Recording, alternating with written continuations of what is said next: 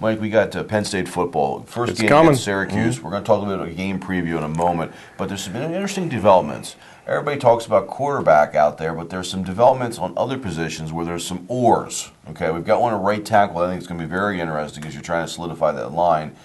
Gilliam from not that far away, Milton Hershey. Yeah. Jerry Gilliam was a tight end.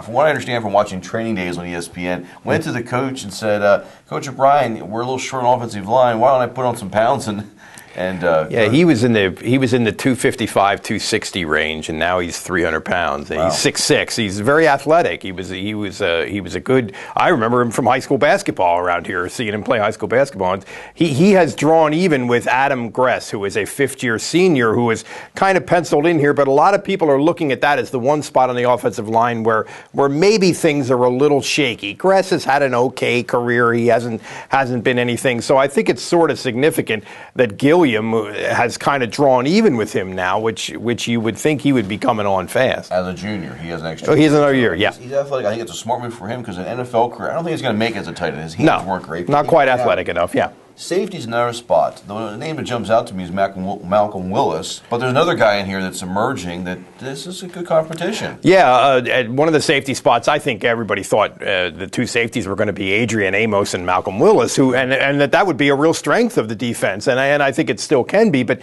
this kid Ryan Kaiser, who is played some last year, he is now drawn even with Willis at one of the safety spots. I guess that would be free safety more or less, and Amos is kind of the strong safety. Amos is really one of their best players, but I thought Willis kind of was too. This surprises me a little bit that they're even, and we'll see if we'll see if that how that plays out, if they actually do share time or what happens. And another thing, a little interesting note here is that Kaiser is the holder.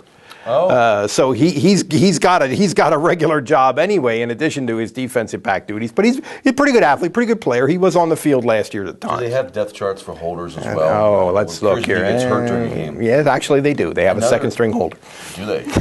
Another interesting development. There's been some scholarships given out to some run-ons, as Penn State likes to call it, walk-ons, as most of us know. One of them is a local guy. Darren Thompson from Warwick. Running back from Warwick, was a terrific high school player, 2,100 yards as a senior. It had a good blue-white game, if you remember. In April, he ran for like 97 yards in the blue-white game. He's a running back, primarily a special teams player, and it's a great story for him because he could have gone to a Division II school like a Bloomsburg or a Millersville and maybe been like a featured running back. I mean, he's a good enough high school player that he could have done that, and wanted to go to Penn State for a lot of reasons. The last time I talked to him, I'm very, very happy that I did, and I really don't think he knew at that point that this scholarship was coming. He's got to be real happy about it now. Congratulations to him. He's a great student, great kid. I mean, it's a good deal. They awarded 5 of them. Now, I'm not a math guy. I'm more of a words guy, and people will still argue about that. They now are at 71 scholarships. Roughly. That's an unofficial figure, but that's about...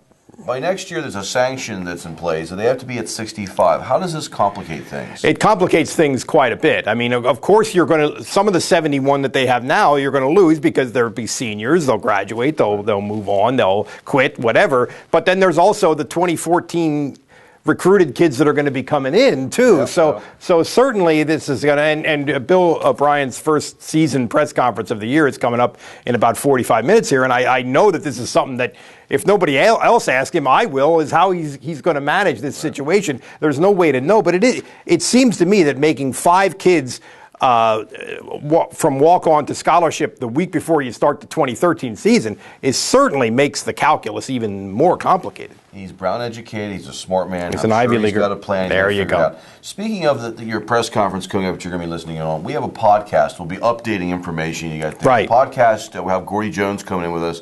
We'll be up on the air by Wednesday to check out with more updated information, more in-depth coverage of Penn State. Let's talk a little bit about Saturday's matchup against Syracuse. New coach there. What can we expect from the Orange? Syracuse won 8 games last year. They sent a quarterback and a coach to the NFL. And the coach, Doug Marrone, is really one of Bill O'Brien's best friends in coaching. It probably has, well, I don't know if it probably doesn't have anything to do with this game being scheduled. But also Syracuse is moving into the ACC. So they from the Big East from what used to be the Big East to the ACC. So it looks like Syracuse might be in for a tough year, and they go to Northwestern in week 2. So you know they see it's hard to believe that they're going to be as good as they were last year. But they were pretty good last year. They went to a bowl game last year and slapped West Virginia around pretty good in the I guess the Pinstripe Bowl, that game that's in Yankee Stadium.